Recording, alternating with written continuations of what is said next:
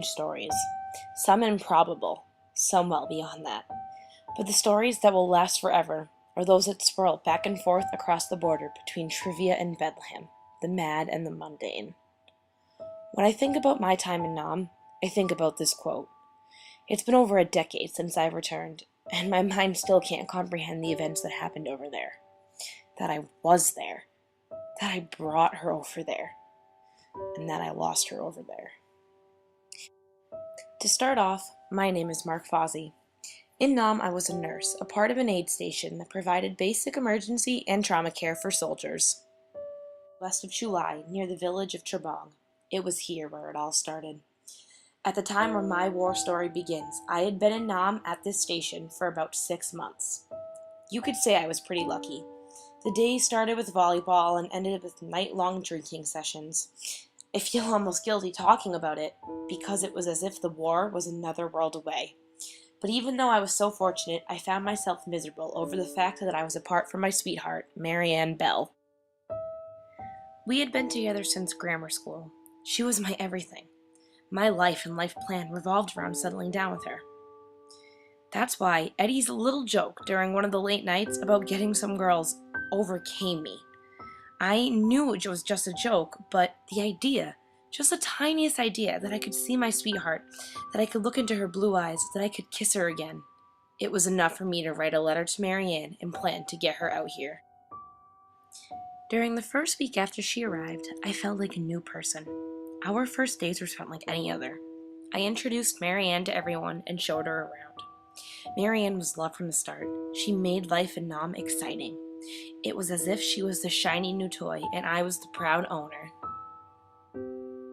In the mornings, we played volleyball, and at night, Marianne liked to dance to music. My heart sang with joy. As the week went on, Marianne began to become curious about things. She started asking questions about everyday life and weapons, and while I was busy, she would spend afternoons learning Vietnamese and all about the natives' lives. I was really amazed and proud at how well she was adjusting to new life, but I wasn't sure what to make of this new person. I had never seen Marianne like this before. She quickly fell into the habits of the bush, cutting her hair short and stopping proper hygiene. Soon after that did Marianne become obsessed with war life. One day, Eddie Diamond even taught her how to disassemble and use an M16. The sight of Marianne learning about guns, seeing the danger that was all around her, made me uneasy. I realized that this was no place for a girl to be. I began hinting to Marianne that it might be time for her to go home, but she would just roll her eyes. As the days went on, things started to change between us. Her bubbliness was gone. I would often catch her staring into the jungle in a trance, and she would disappear during brief periods of the night. I began to get anxious. Could Marianne have found someone else? The thought made me crazy. I was so paranoid when Marianne didn't return home one night. I went into a jealous rampage. I was desperately watching my pal Rat Kylie search the boys' bunks for Marianne when all of a sudden, as if out of nowhere, she emerged from the jungle with a rifle in her hand and 6 green berets by her side. There were no words to describe my fury. To put herself in danger like that? To sneak behind my back? What was she doing? Who was this person? I was embarrassed and hurt all at the same time. These were emotions that I wouldn't even wish upon the enemy. It was time that I put down the line, and after a long, dreadful talk, we came to a compromise.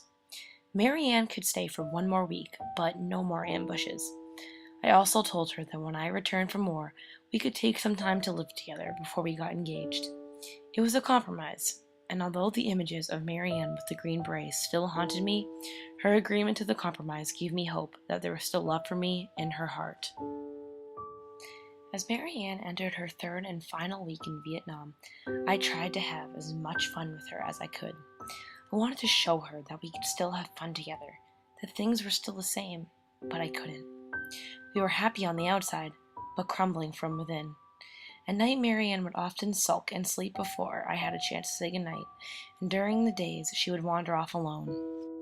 I tried to talk to her. I tried to make her feel better, but she wouldn't let me. And then, one morning, she was gone. I should have expected this. I was expecting this. I just didn't want to let myself admit it. Still, that idea only made the pain worse.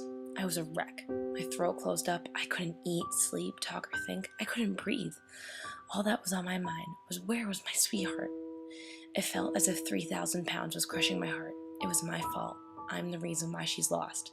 There was a stabbing sense of guilt over me each day she didn't return, and for 21 days and 21 nights I didn't function. All I could do was stare at the jungle and hope she'd return, safe and sound. It wasn't until the morning when I found out Marianne had returned from her trip. But when I did, I immediately stationed myself outside the fenced-off Special Forces area on the compound. I was at my breaking point. I had to see her, to get a glimpse of her, and see if there was any hope in returning her to me. I waited all morning and all afternoon, but not one person came out of that room. I felt sick. My eyes were irritated, my skin was freezing, I was a walking corpse. All of a sudden, just as I had given up hope, I heard her. Inside the Special Forces gate was my Mary.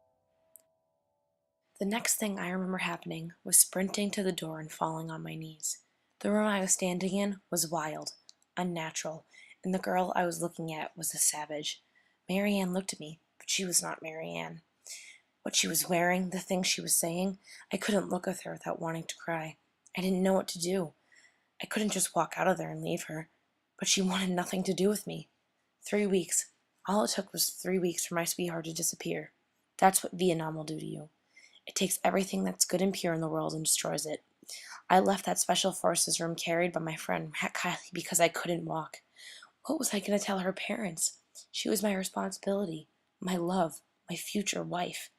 At that moment, I wanted to run back through that gate to that room. I wanted to take Marianne into my arms, hug her, and rescue her from the place that's kidnapped her.